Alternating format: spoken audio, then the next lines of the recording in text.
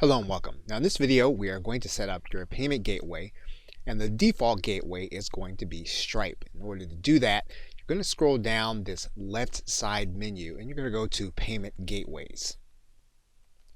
When you get there, you're going to click Add New Payment Gateway, and then you're going to see several here. You can see some affiliate networks and you'll see some of the larger payment platforms.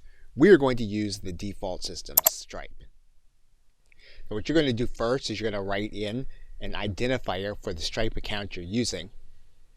Then you're going to write in a business name that will appear on the statements of the individuals that are purchasing your products.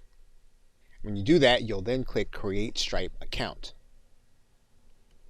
Now, if you don't have a Stripe account, you'll need to set up one through this page, and you'll see all of the details that you'll need to place in.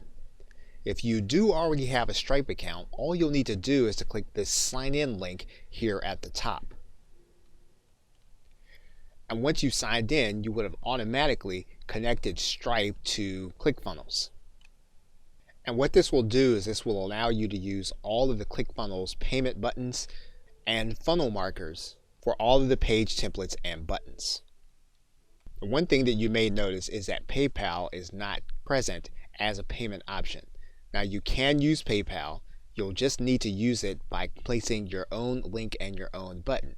It will not integrate with the other systems inside of Clickfunnels. PayPal does work, however, as a third-party integration for your specific products. This means then that you'll need to use a PayPal button, which will then bring your client into the Clickfunnels system for product delivery and statistical storage. Okay, so with that, thanks, and I will see you in another video.